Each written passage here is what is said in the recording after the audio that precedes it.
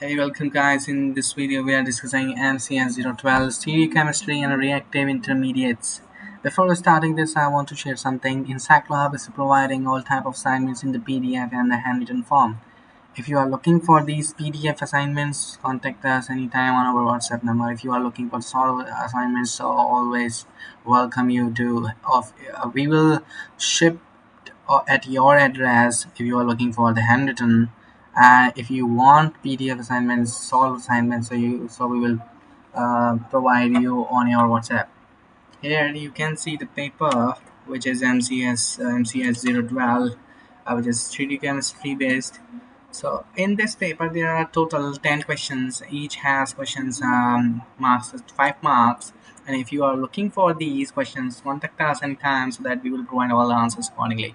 Thank you so much for watching. We will meet you soon in the next video.